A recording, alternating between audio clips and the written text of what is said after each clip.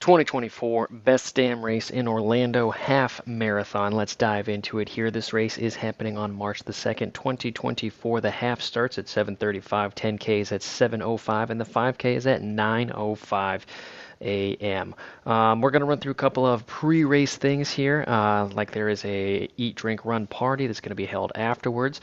And let's dive into some more nitty-gritty details here. First off, gear check. Before you enter, you're going to have to drop off your pre- and post-race clothing. You're not going to be able to run with that, so you're going to have to drop it off for security purposes. They also list here for you to not leave valuables such as cash, jewelry, or other items in your gear bag because the event is not responsible for anything that is lost. Next to-do item is the awards. So 10K awards are going to start at 8:30 in the morning with the half starting at 10 a.m. Age group, overall masters, and grandmasters. Over on the right-hand side, they list age group awards presented in 3 deep in all categories for the half marathon, 10K and 5K, as well as the top 3 overall male and female awards there. So if you are in the money, make sure you head over there after the race. Overall, here we have half marathon pacers. The pace groups that we have this year for this race are the 140, 150, 210, 220, 230, 240, and 250 pace groups. And they also, underneath it, have paces per mile underneath it. So if you don't know what your time is and you just know what your mile marker pace is, they have those listed there as well. So make sure you link up with that group if you are doing that. Some of the race rules, if you click on the About, we are under race rules right here. They list some of the things that you need to know over there. So first off, race times for that half starts at 7:35 a.m. with the 10K and 5K starting at 7:05. 10K 7:05, 5K 9:05. A little bit of a confusion right here. So if you are running the 5K, make sure you reach out and just confirm what time that is starting. Half marathon time limit for the course is 3 hours and 30 minutes with the 10K and the 5K listed there as well. Bib transfers are available until February 23rd, so we do have about a month here if you do want to transfer or think you are doing that. Deferrals are also available through 2/23 and $15 through 2/28. You have to show a photo ID to receive your race number and timing chip, and your race number is required in order to participate. Another high stakes item here: no coaches, bikes, or inline skates, skateboards, or dogs allowed on the course. Baby joggers are allowed as long as they start in the back, so just be aware. If you are starting off in the back, there are going to be strollers around you. It usually happens in races all over the world, but just make sure you're aware of that stroller because they don't have the same agility that you do, so give them a little bit of a wide berth if you see them. And that is the race rules. You can keep reading there if you want to. So packet pickup, you have 1 to 2 days before your race, you have a couple of options. That Thursday, 2:29 to 3 to 7 p.m. Friday, 3:1, 11 to 3 p.m. And then also Saturday, 3:2 from 5:45 a.m. to 9 a.m. A couple of things to note here. That Thursday and Friday are located at the same place. That Saturday, it is not. It is located at the southeast corner of Lake Ola Park, right there. A couple of facts here. Again, we're at that runner info area, and this is just the facts here. Some of the most common questions that are asked are usually listed here, like what gear is check. Boom, and it goes right here, and you can check that specific question there. If there is a question here that you are unable to get answered from that facts page, make sure you reach out to them individually. So let's dive into the nitty-gritty details of our race. We are covering the half marathon, so this is our course for that half marathon. Couple of key things to note about this race course. It is a 2-loop course here with the start of loop 2. There's a section over here you're only going to run once. So we are going to start off here at the Expo and Check-In Center right here, and we're going to start off, take a right-hand turn on East Robinson Street here, and then we're just going to do a straight shot all the way down here with our first aid station happening about 1.1 miles into this race. It's going to be key for later on. On this first loop as well, you're going to follow the course here from mile 2, and you do have a small out and back right through here. This is going to be on a road, so make sure you are checking your competition at this point in time, making sure you are aware of who's who and where's where. And this is also only going to happen on the first loop of our race, this out and back section through here. Our second aid station happens right before mile 3, and our third aid station happens after mile 4 before we loop back around to the start finish area for that second loop here. There is an aid station right here before the start of that second loop, and then we are going to go up and down to start our second loop here, and we are going to avoid this out and back section here, and we're going to loop back around here. So let's dive into some insights that are very apparent early on. That first aid station happening right here, second aid station happening before mile 3, and that third aid station happening a little after mile 4. So up until this point on our first loop, we've had a lot of availability for aid. But then we do a couple of miles, right? And then there's a little bit of a stretch before that fourth aid station on course. What that means is this aid station becomes very, very critical for you to hit, and even this one as well. So these two on that first loop are very, very critical for you to hit.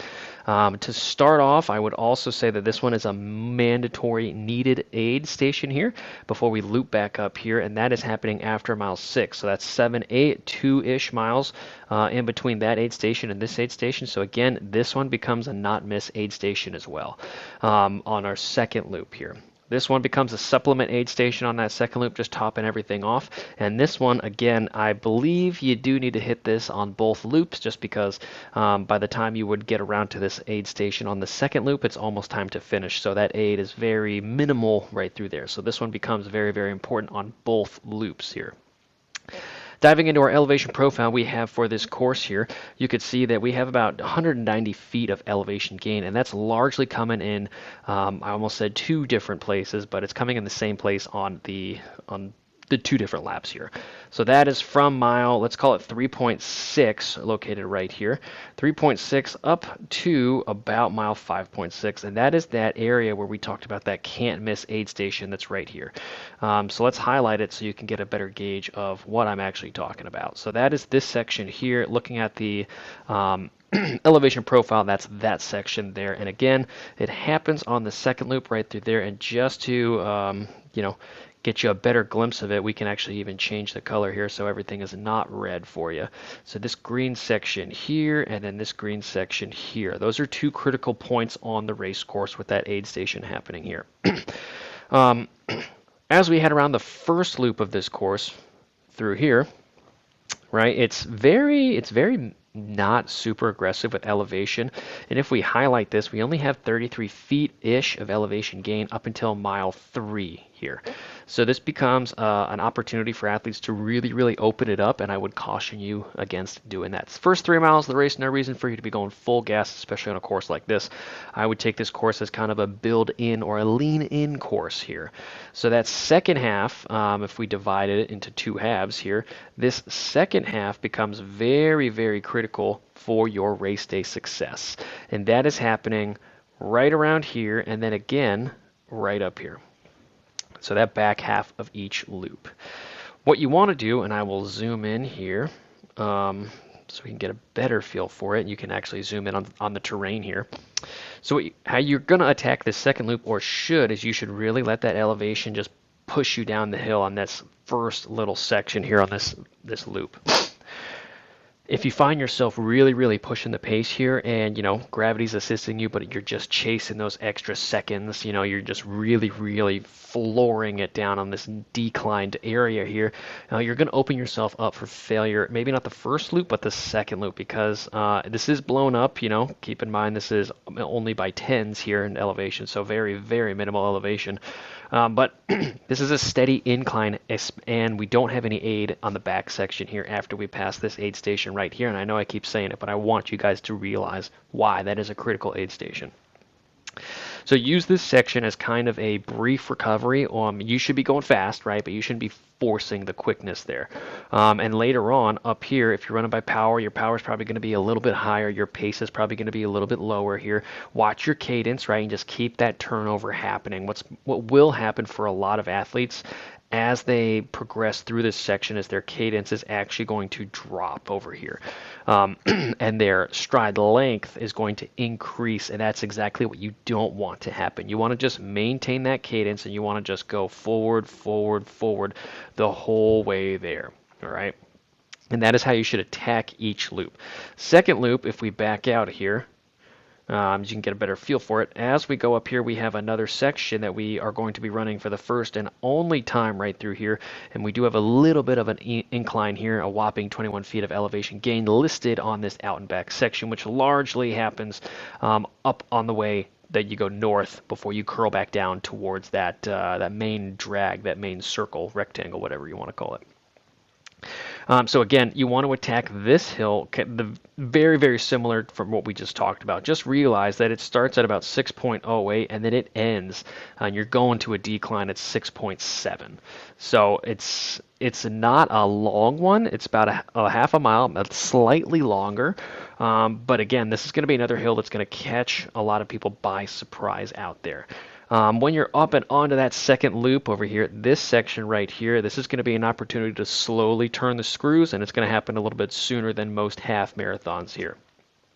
Because of the lack of elevation, you're going to have to create some of that variance yourself. Don't be afraid to do a little burst here and there, and I say that in relative terms. I'm not saying go out and do like a fart length up to the stop sign or anything like that, but you have to create a little variance if you're used to running in a hillier area. If you're used to running in a flat on a flat area, ignore that and just keep running your speed.